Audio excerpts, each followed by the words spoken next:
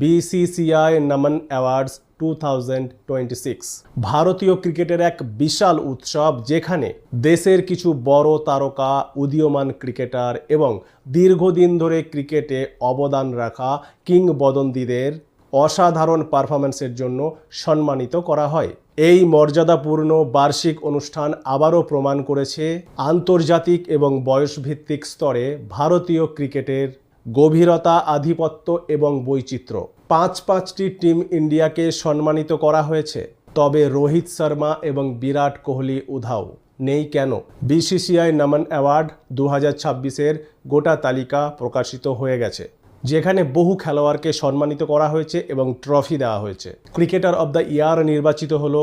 পুরুষ, মহিলা, আন্ডার 19 সব বিভাগেই খেলোয়াড়দের পুরস্কৃত করা হয়েছে, সম্মানিত করা হয়েছে। আন্তর্জাতিক ক্রিকেটে ডেবিউ সবচেয়ে ভালো কার ছিল, তাকেও পুরস্কার দেওয়া হয়েছে। আম্পায়ার থেকে শুরু করে ডোমেস্টিক ক্রিকেটে সবচেয়ে ভালো পারফরম্যান্স সবাইকে সম্মানিত ও পুরস্কৃত করা হলো। এখানে উপস্থিত ছিলেন রাহুল দ্রাবিড়, গৌতম গম্ভীর, সূর্যকুমার যাদব, শুভমন গিল। গোটা টিম ইন্ডিয়া ওখানে প্রেজেন্ট ছিল না শুধু ক্যাপ্টেন রোহিত শর্মা এবং তারকা বিরাট কোহলি।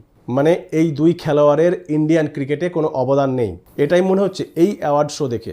আসলে দেখা যাচ্ছে এই নমন অ্যাওয়ার্ড 2026-এ আন্তর্জাতিক থেকে ডোমেস্টিক ক্রিকেট পর্যন্ত সবাইকেই, যারা ভালো করেছে সবাইকেই পুরস্কৃত করা হয়েছে, সম্মানিত করা হয়েছে।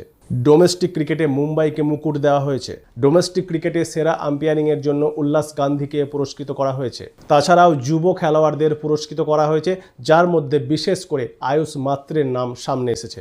লাইফ টাইম অ্যাচিভমেন্ট অ্যাওয়ার্ড দেওয়া হয়েছে। এই অনুষ্ঠানে পাঁচখানা টিম ইন্ডিয়াকে সম্মানিত করা হয়েছে। ভারতের মহিলা বিশ্বকাপ জয়ী দলকে মঞ্চে রাখা হলো।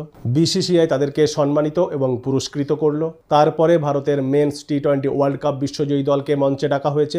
বিসিসিআই তাদেরকেও সম্মানিত এবং পুরস্কৃত করেছে। তারপর আন্ডার 19 ওয়ার্ল্ড কাপ জয়ী মেন্স দলকেও মঞ্চে ডাকা হয়েছে, তাদেরকেও পুরস্কৃত এবং সম্মানিত করা হলো। তবে রোহিত শর্মা এবং বিরাট কোহলির মতো মেগাস্টার এই অনুষ্ঠানে কেন উপস্থিত ছিলেন না?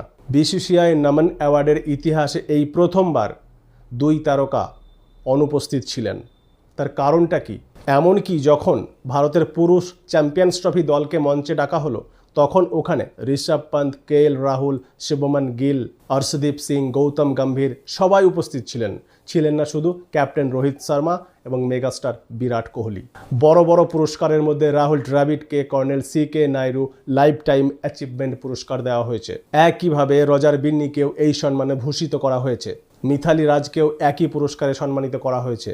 ভাই, শুভমন গিলকে ক্রিকেটার অব দ্য ইয়ার নির্বাচিত করা হয়েছে। স্মৃতি মান্ধানাকে মহিলা বিভাগে ক্রিকেটার অব দ্য ইয়ার নির্বাচিত করা হয়েছে। হর্ষিত রানাকে সেরা আন্তর্জাতিক ক্রিকেটে ডেবিউ পুরস্কার দেওয়া হয়েছে। মহিলাদের বিভাগে শ্রীচরণীকে একই পুরস্কারে সম্মানিত করা হয়েছে। আয়ুষ মাত্রেকে ডোমেস্টিক ক্রিকেটের সেরা অলরাউন্ডার নির্বাচিত করা হয়েছে। আন্তর্জাতিক এবং ডোমেস্টিক সব স্তরের সেরা খেলোয়াড়দের সম্মানিত ও পুরস্কৃত করা হলো। অর্থাৎ নমন অ্যাওয়ার্ড 2026-এ সেরা খেলোয়াড়রা এবং কোচেস ও আম্পায়াররা তারা তাদের যোগ্য সম্মান ও পুরস্কার পেয়েছে। কিন্তু এই অ্যাওয়ার্ড অনুষ্ঠানে রোহিত শর্মা এবং বিরাট কোহলির মতো মেগাস্টার কেন মিসিং, কেন নেই, কেন অনুপস্থিত? এটা ভাই আমিও জানি না। আপনাদের মতামত কমেন্টসে জানতে চাইছি। Thank you everyone.